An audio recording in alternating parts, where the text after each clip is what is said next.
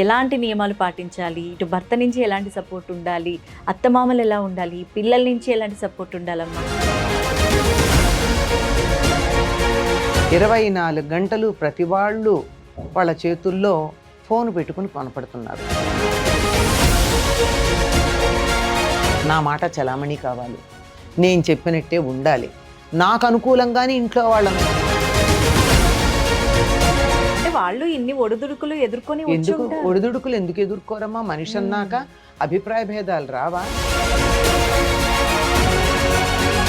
అంటే పూజలు చేసేటప్పుడు కఠినంగా ఉండాలా? పెళ్లిలో మంత్రం ఏమిటమ్మా? ధర్మేచ అర్థేచ కామేచ నా అతిచరామి. ఎన్ని పూజలు చేసినా కూడా కర్మ ఫలాన్ని మనం తప్పించలేము. భగవంతుడికి మనం పూజలు చేయడాలు దానివల్ల కర్మఫలం తగ్గుతుందన్నది అబద్ధం.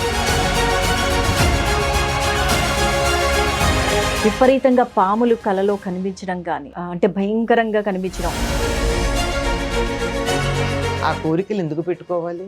అందుబాటులో లేని దానికోసం ఆశపడి బోర్ల పడ్డం దేనికి? హాయిగా వివాహం చేసుకోండి, కోరికలు తీర్చుకోండి.